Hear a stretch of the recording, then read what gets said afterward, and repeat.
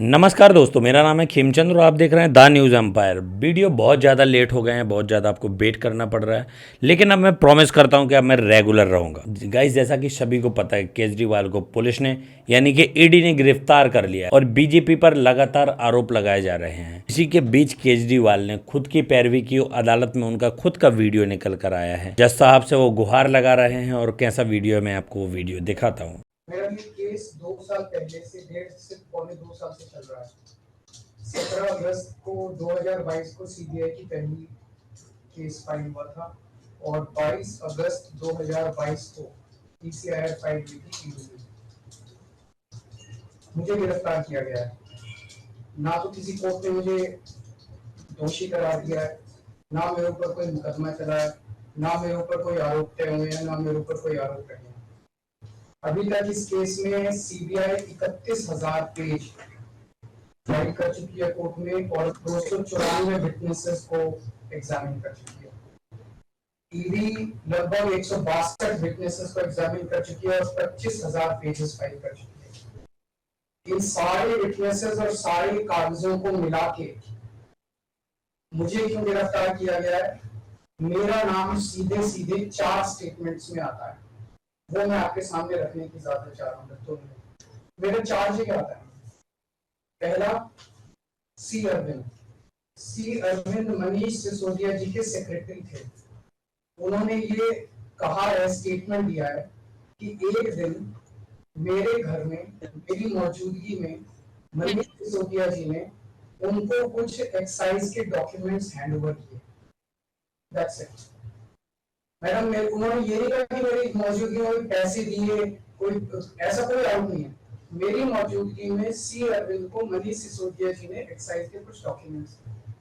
Madam, मेरे घर पे ढेरों एमएलए आते हैं, ढेरों मंत्री आते हैं, ढेरों डिग्निटरीज आते हैं, अपने अपने सेक्रेटरी लेते हैं, वो आपस में फुसर भी करते रहते हैं, आपस में डॉक्यूमेंट्स के एक्सचेंज। मुझे क्या पता कि कौन किसको क्या दे। Is this a sufficient reason to arrest the sitting chief minister?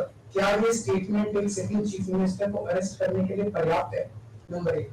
Number दूसरा स्टेटमेंट, एमएसआर मगुंटा श्रीनिवास रेड्डी, ये मेंबर ऑफ पार्लियामेंट थे, जगन रेड्डी की पार्टी से। एमएसआर एक दिन 16 मार्च 2021 को 4:30 बजे मेरे दफ्तर आते हैं। उससे 10 दिन पहले उन्होंने मेरे ऑफिस में चिट्ठी ईमेल भेजी कि मैं एमपी हूँ, मुख्यमंत्री से मेरे ऑफिस वालों ने उसको 10 दिन बाद का टाइम दे दिया। वो मेरे पास मिलने के लिए आते हैं 4:30 बजे। मैं किसी वजह से जल्दी में था, आके वो मुझे कहते हैं कि मुझे दिल्ली में अपना फैमिली चैरिटेबल ट्रस्ट खोलना है, उसके लिए जमीन चाहिए। मैंने उनको कहा कि जमीन हमारे अंडर में नहीं आती, एसजी साहब के अंडर में आती है, आप मुझे चिट्ठी दे दीजिए, मैं एसजी साहब को फॉरवर्ड कर दूंगा एंड दैट्स इट। सो ये हुआ। 16 सितंबर 2022 को उनके घर पे रेड होती है। उनसे पूछा जाता है कि क्या आप केजरीवाल जी से मिले?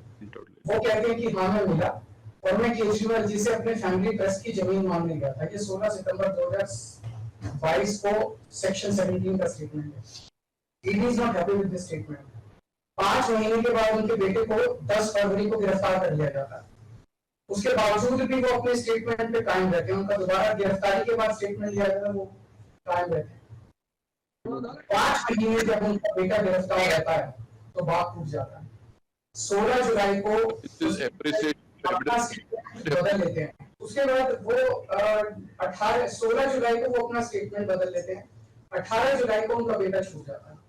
उसके बाद उनका कोई स्टेटमेंट नहीं होता। That's it. स्टेटमेंट पे स्टेटमेंट हो रहे थे जब तक वो अपना स्टेटमेंट मेरे खिलाफ नहीं दे रहे थे। जैसे उन्होंने मेरे खिलाफ स्टेटमेंट दिया, बेटा भी छूट गया, स्टेटमेंट होने भी बंद हो गए और 3 अक्टूबर को उनका माफीनामा भी हो गया। Mission accomplish. इसका मतलब ईडी का मिशन केवल और केवल मुझे फंसाना था। 3 सेक्शन 50 के स्टेटमेंट है ना, तीनों सेक्शन 50 के statement they are equal in the eyes of the law. तीनों बराबर है, तीनों की ग्रेविटी सेम है। तो उसमें से एक स्टेटमेंट के तवज्जो क्यों दी गई? क्या जांच की गई है जानने के लिए उसमें से एक ठीक और बाकी 2 गलत है? जो 25,000 पेज ईडी ने फाइल किए हैं कोर्ट के अंदर, उन 25,000 में जो केजरीवाल के खिलाफ वाला स्टेटमेंट है केवल वो लगाया गया, बाकी दोनों स्टेटमेंट दबा दी जाए। क्यों मैम? कोर्ट के सामने तीनों स्टेटमेंट लाई जानी चाहिए थे ताकि कोर्ट डिसाइड कर सके सच्चाई क्या है। चलो ठीक है। और तीसरा स्टेटमेंट है उनके बेटे का। राघव मगुंटा। राघव मगुंटा से 16 सितंबर को उसके घर पे जब रेड होती है उनसे स्टेटमेंट लेते हैं कि says whatever his father had said. उसके बाद 10 फरवरी को उनको अरेस्ट किया जाता है। उसके बाद उनके 5 स्टेटमेंट्स होते हैं, पांचों स्टेटमेंट्स में वो वही बोलते हैं जो पहले बोला। फिर 5 महीने तक वो जेल में रहते हैं। उसके बाद जब 16 जुलाई को उनके पिताजी स्टेटमेंट बदलते हैं तो 18 जुलाई को उनको छोड़ दिया जाता है। तो 7 स्टेटमेंट्स उनके हुए, 6 में वो मेरे खिलाफ नहीं होते, 7वें में जैसे ही मेरे खिलाफ स्टेटमेंट देते हैं उनका उसके बाद कोई स्टेटमेंट नहीं होता, उनको जेल कर दिया जाता है, उन्हें माफीनामा दे दिया जाता है। तो जो 6 स्टेटमेंट्स हैं ये रिकॉर्ड पे नहीं लाए जाते। चौथा है शरद रेड्डी। शरद रेड्डी के केस में 16 सितंबर को उसको अरेस्ट किया गया, 16 सितंबर को उसकी अरेस्ट हुई, उसने मेरे खिलाफ कुछ नहीं बोला।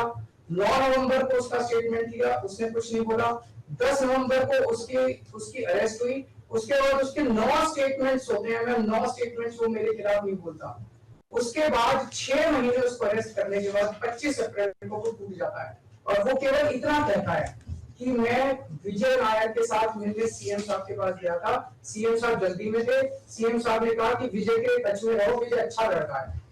मैं केवल ये जानना चाहता हूं कि क्या ये 4 स्टेटमेंट्स एक सिटिंग चीफ मिनिस्टर को अरेस्ट करने के लिए, मैम 2 मिनट दे दीजिए, कि ये पर्याप्त है? नंबर 1। नंबर 2, जो 30,000 पेज फाइल किए गए हैं, ये 30,000 पेज के अलावा 1 लाख पेज ईडी के दफ्तर में जो हमारी बेगुनाही के सबूत है, उनको कोर्ट के सामने नहीं लाया गया। ये दूसरी बात मैं ये कहना चाहता हूँ, ये शराब घोटाले का पैसा आखिर है कहाँ, जो शराब घोटाला कहा जा रहा है? मैम ये आरोप लगाया जा रहा है कि 100 करोड़ रुपए किसी साउथ लॉबी में शराब की हमने पॉलिसी बनाने के लिए, हाँ जी आदमी पार्टी। मैम ये जस्टिस संजीव खन्ना का ऑर्डर है, जस्टिस संजीव खन्ना का order ma'am page 22 para 12। The assertion in the complaint filed by DOE that kickback of ₹100 crore was actually paid by Liquor Group is a matter of debate. Sanjeev Khanna कह रहे हैं, इसका मतलब ये साबित नहीं हुआ, इसका मतलब ये विवादास्पद है, इसका मतलब ये संदेहास्पद है, इसका मतलब इसके लिए सबूत नहीं है। तो जो 100 करोड़ रुपए ये कह रहे हैं कि हम लोगों ने रिश्वत ली, वो रिश्वत तो संदेहास्पद है, उसमें तो सबूत ही नहीं है। लेकिन असली शराब घोटाला क्या है? असली शराब घोटाला शुरू होता है ईडी की जांच के बाद। जब ईडी की जांच शुरू हो जाती है, ईडी की जांच के 2 मकसद हैं। एक स्मोक स्क्रीन क्रिएट करना पूरे देश के सामने, आम आदमी पार्टी ने चोरी की है, आम आदमी पार्टी भ्रष्टाचारी है, आम आदमी पार्टी ने शराब घोटाला किया, और उसके पीछे एक्सटॉर्शन रैकेट करना जिसके जरिए वो एक्सटॉर्शन रैकेट करना जिसके जरिए वो पैसे इकट्ठे कर रही है। मैं आपको सबूत दे रहा हूँ। शरद रेड्डी के केस में शरद रेड्डी को बेल 2 वजह से मिली। एक, शरद रेड्डी ने मेरे खिलाफ स्टेटमेंट दिया और शरद रेड्डी ने अरेस्ट होने के बाद 55 करोड़ रुपए का चंदा बीजेपी को दिया। 55 करोड़ रुपए के बॉन्ड्स अरेस्ट हुए। So he got his bail, he got his bail. So now the money trail is clearly established. Money trail is clearly established. And just last 1 minute. Last 1 minute. The money trail is established, ma'am. Video आपको कैसा लगा? क्या केजरीवाल के point बहुत अच्छे थे? क्या केजरीवाल ने मुद्दे की बात की है? अगर की है तो आप कमेंट में ज़रूर बताइए, और वो कौन सा मुद्दा और कौन सी बात केजरीवाल की आपको अच्छी लगी है कमेंट में लिखकर हमें टैग ज़रूर कीजिए। धन्यवाद।